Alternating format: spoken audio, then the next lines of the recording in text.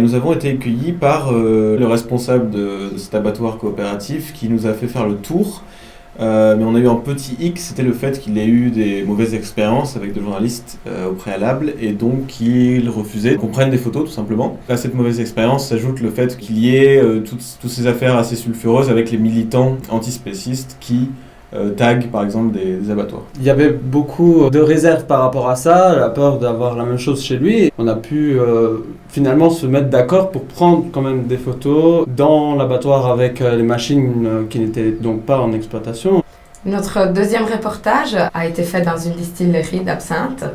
Ici, on a rencontré la même difficulté. Au début, il y avait une réticence, voire même un préjugé de la part de notre interlocuteur.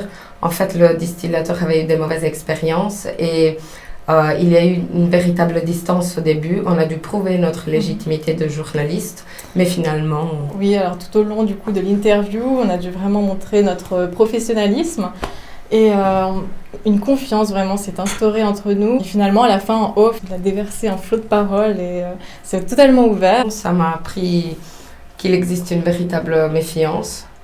Une méfiance envers les mauvaises pratiques et que l'aspect de la distance et ce jeu de rôle entre l'interlocuteur et le journaliste doit être respecté, que le journaliste ne doit pas craindre d'avoir une légitimité pour faire son métier et qu'en même temps, il doit respecter aussi la réserve de l'autre personne et faire la mise en confiance. Je pense surtout qu'il faut savoir s'adapter à toutes sortes de situations. Prouver déjà qu'on respecte la personne. Montrer qu'on s'intéresse à lui et au sujet aussi. Dès le départ, ça aide.